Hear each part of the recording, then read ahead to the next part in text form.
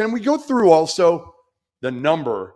And it doesn't pertain to everybody, but I did a little research here and hit 25 high major coaches on the different ranges, Rob, that they are worth right now, that they are commanding right now, whether it's in the transfer portal. Mostly it's the transfer portal, but some you're talking about even a high school kid.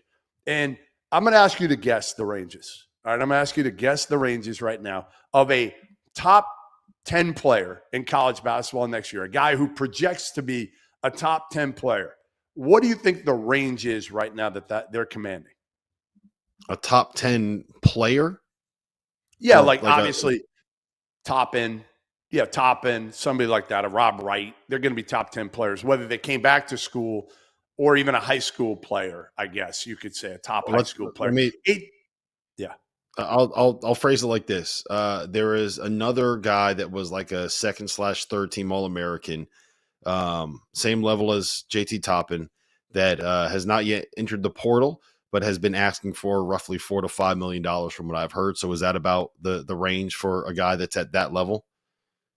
Yeah, I think most of those guys are going to get 2.5 to 4. Or even 3 to 4, probably 3 to 4 million. There'll be a couple, AJ probably a little bit more than that, a little bit north of that.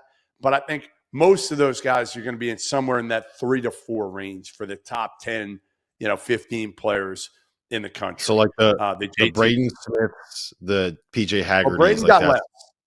Braden got less from Purdue, but he'll make, again, you got to understand, even AJ DeBonsa, Braden Smith, whatever that number is from the school, there's still a lot more that comes along with it outside of what the school is actually paying them.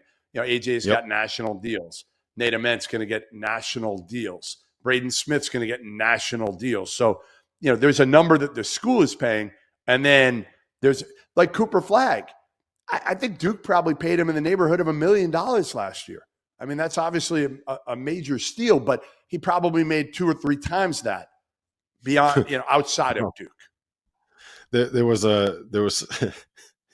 I saw a lot of look, Cooper Flagg made the national title game when he had like 3 different ads on during the national title game this season. That's what I'm saying. That popped up in my yes. Right. There's a value of going to Duke, and Nate Ament probably in his group probably see that value of, can he be that next? Obviously, he doesn't come in with the same hype as Cooper Flagg, but that stuff can change very quick early on if you play well. All right, so the next category, Rob, I feel like I'm a game show host here today.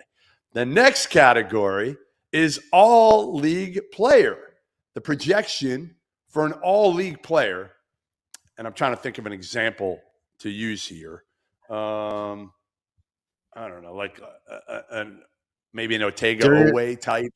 Like a Darian Williams, who's in the portal right now. Yeah, he might even fit in the higher end, but sure. An all-league player, what do you think the range is for an all-league player this year right now? 1 to 2. 1 to 2. 1.5 to 2.5. 1.5 million to 2.5 million is the range that, again, I've been told mostly for an all-league player. For a starter, these are all Power 4, high major teams.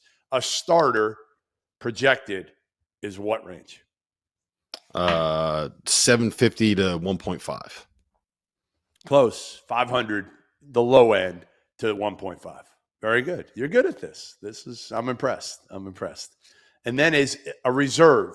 A reserve on a high major team can command how much money, Rob? Like 250 to 5.